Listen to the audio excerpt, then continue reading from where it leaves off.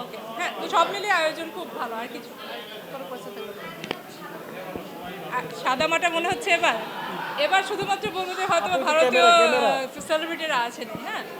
এটা বাদে আমাদের ধরেন ডেলিগেশন আমরা যেটুকু আনতে পেরেছি সেটাও আমাদের একদম মানে মানে লাস্ট মোমেন্টে আমাদের যে আয়োজনটা কি হবে না এটা নিয়েও তো একটা সংশয় ছিল। এবার যেরকম পরিস্থিতি, সার্বিক পরিস্থিতি বিবেচনা করে, তো সেই হিসাবে আমার মনে হয় আমরা মানে সাধ্যের থেকে অনেক বেশি করেছি।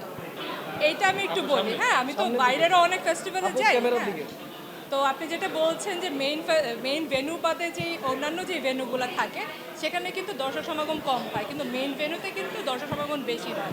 এবং আপনি যদি দেখে থাকেন যে এখানকার যে স্পেশালি বাংলা সিনেমাগুলো যেগুলো প্রিমিয়ার হয়েছে বা দেখানো হয়েছে, আমাদের তো একদম রাস্তা পর্যন্ত লাইন চলে গিয়েছিল। বা ইভেন আপনার এই মেইন ভেন্যুর যে স্মলার যে অডিটোরিয়ামগুলো সেখানেও কিন্তু খুব ভালোই দর্শক হয়েছে, হ্যাঁ। সো বাইরের বড় ফেস্টিভ্যালেও আপনি দেখে থাকবেন যে যেটা মেইন ভেন্যু না সেখানে আপনার দর্শক সমাগম মেইন ভেন্যু থেকে একটু কম হয়।